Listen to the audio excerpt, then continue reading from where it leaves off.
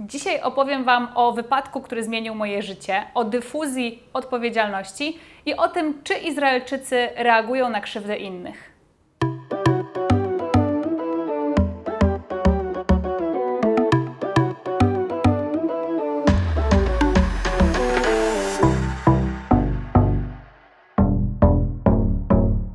W poprzednim filmie powiedziałam Wam, że powodem mojej prawie dwumiesięcznej nieobecności na YouTubie były bardzo niewesołe wydarzenia i o których obiecałam zresztą opowiedzieć właśnie w tym odcinku. Chcę też zaprosić Was, tych, którzy jeszcze nie widzieli, na poprzedni film, poprzednie Q&A, bo zawrzało tam mocno w komentarzach. Tematy były gorące, także kto jeszcze nie widział, to zapraszam. Przechodząc już do rzeczy, powiem dzisiaj, dlaczego mnie tak długo na YouTubie nie było i też chciałabym właśnie przy okazji tych przykrych wydarzeń znaleźć w nich jakąś taką lekcję i taki temat fajny, społeczny do poruszenia, bo wydaje mi się, że jest to ciekawe zagadnienie.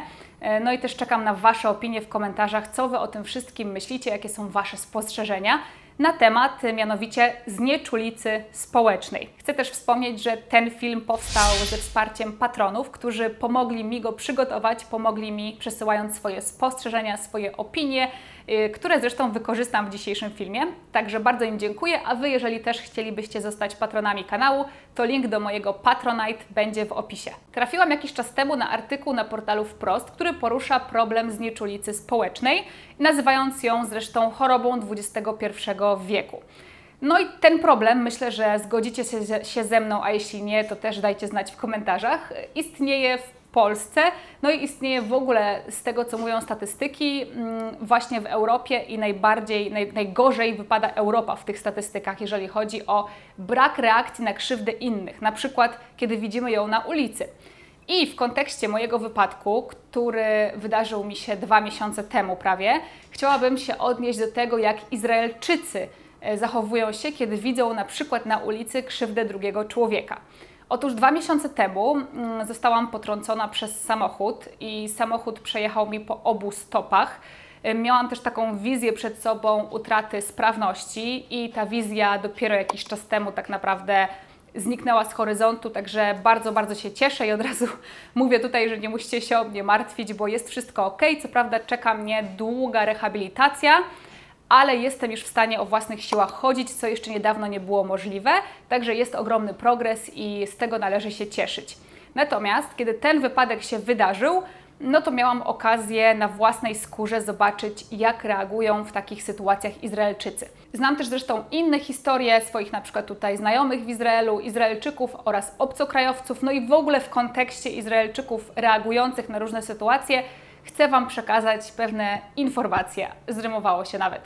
Więc kiedy ten wypadek się wydarzył, to byłam na ulicy, która była, można to powiedzieć, taką wewnętrzną uliczką, to nie była główna ulica.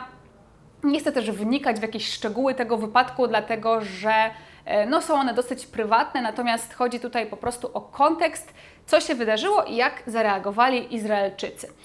Już wcześniej miałam okazję zauważyć, że Izraelczycy są bardzo empatyczni i za drugim człowiekiem na ulicy wskoczą w ogień. Izraelczycy, co jest zabawne, są bardzo bezpośredni, bardzo tacy szczerzy do bólu. Często można zobaczyć, że na ulicach kłócą się na przykład o to, że ktoś komuś zajechał drogę, inna osoba zajęła parking itd., itd.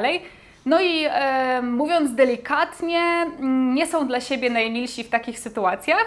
No i to jest właśnie tym bardziej dla mnie zdumiewające, bo potrafią w jednej chwili na siebie krzyczeć, a w drugiej, jeżeli jednej z tych osób stałaby się krzywda, no to ta pierwsza rzuciłaby się jej na pomoc. Kiedy mi wydarzył się ten wypadek, byłam na ulicy takiej jakby wewnętrznej, to nie była główna ulica i nie było tam za wielu osób. Ja w ogóle nie pamiętam, żebym stojąc w tym miejscu, w którym stałam, widziała jakiekolwiek osoby przechadzające się po tej ulicy.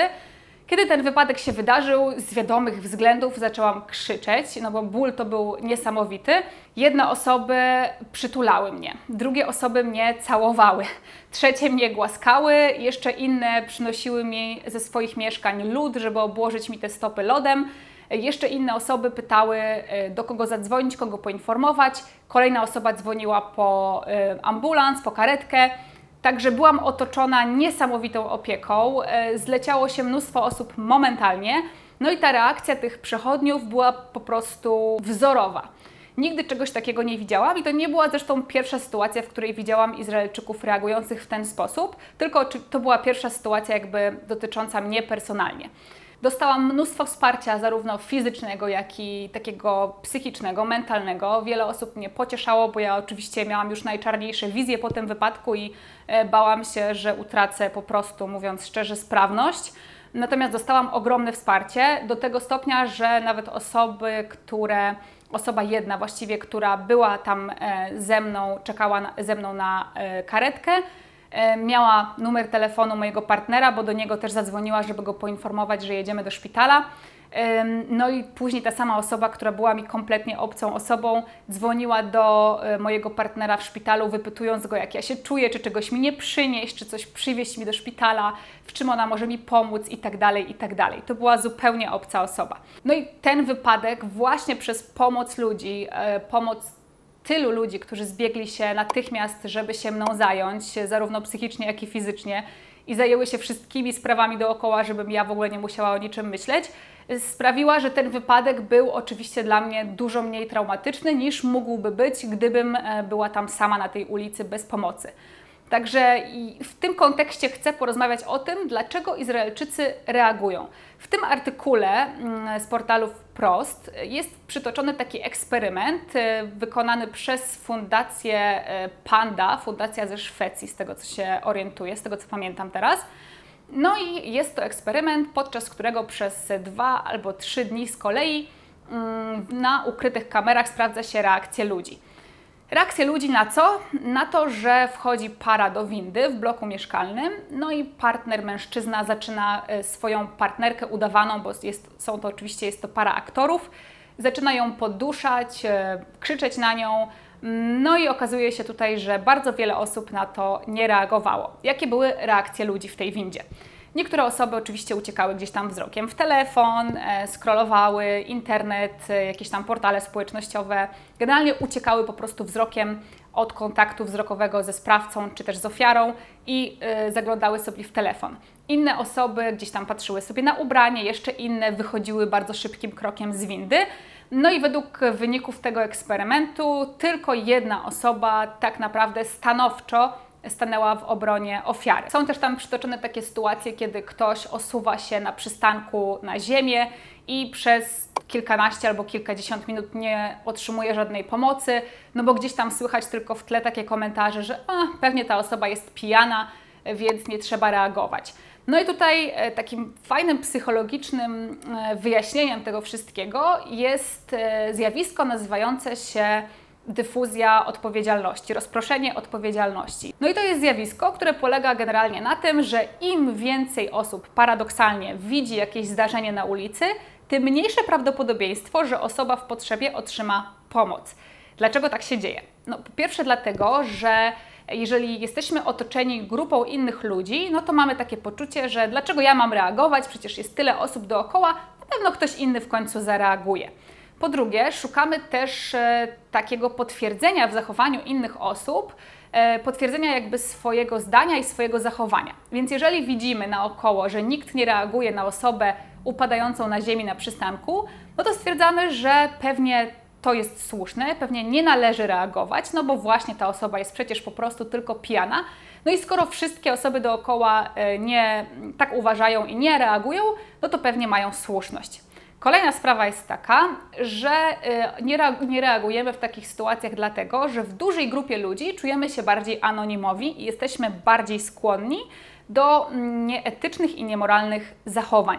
No i mówi się też o tym, że prawdopodobieństwo wezwania policji albo karetki wzrasta 3-krotnie, jeżeli obserwatorem jakiegoś wypadku jest tylko jedna osoba, niż gdyby tych osób było więcej. I myślę też, że w ogóle w kontekście tego tematu warto by było rozróżnić sytuacje na dwie jakby części. Pierwsza część to są sytuacje, w których po prostu boimy się reagować, tak? Czyli na przykład nie reaguję na przemoc domową, którą słyszę za ścianą, no bo nie chcę wpaść w kłopoty, boję się, że mi też się dostanie, albo będę prześladowany, albo cokolwiek, tak? Prześladowany, prześladowana.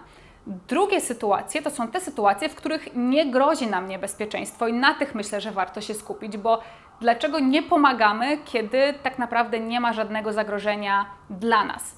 Bo oczywistym jest, że kiedy dzieje się coś złego komuś na ulicy, to najpierw musimy pomyśleć o tym, żebyśmy my byli bezpieczni i dopiero w drugiej kolejności pomóc komuś innemu.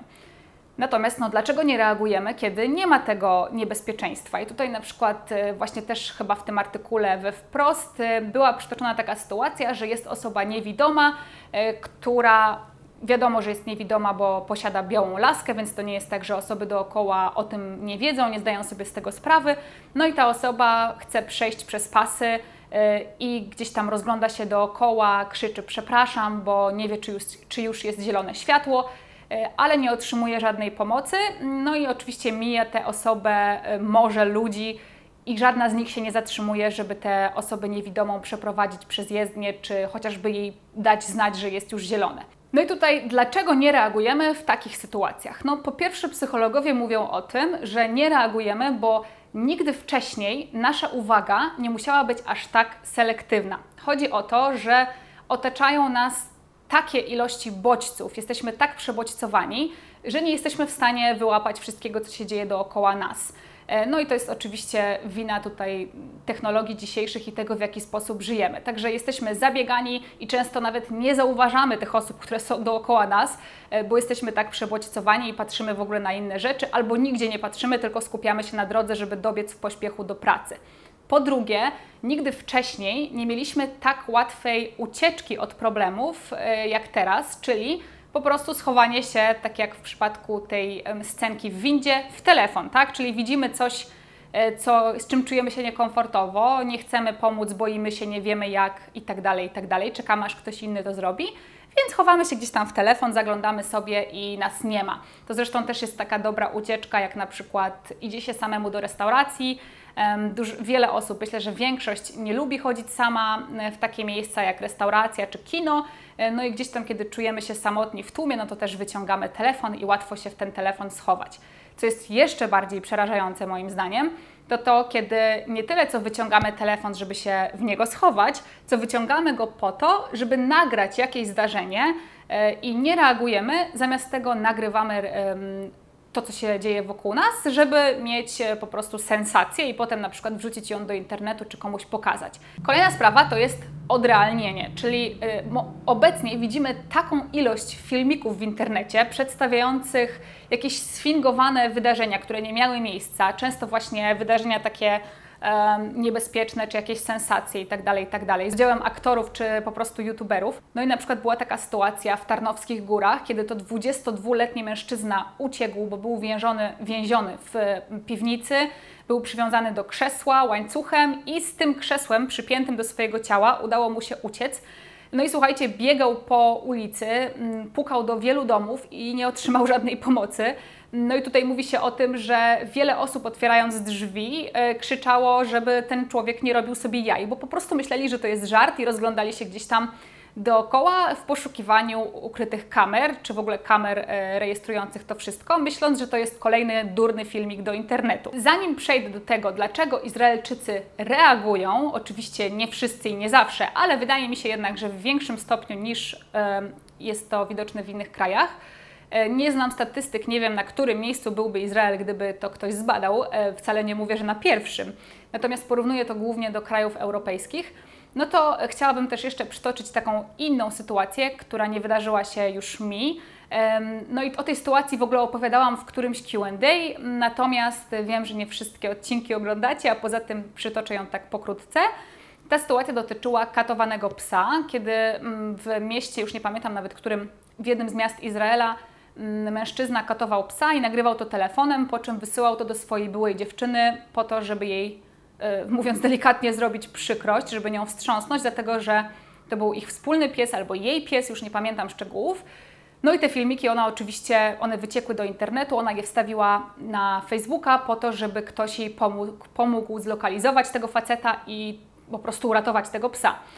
Znaleziono tego faceta, ktoś go zlokalizował przez internet, no i to, co wydarzyło się później, to powiem Wam szczerze, że mnie tak wstrząsnęło, że do dzisiaj mam łzy wzruszenia, kiedy myślę o tej sytuacji, bo kilkaset osób pojechało do mieszkania tego człowieka, kilkaset osób otoczyło blok, w którym on mieszkał, kilka z tych osób weszło do jego mieszkania i natychmiast jakby zabrało psa, udało się psa uratować i wszystko jest z psem w porządku.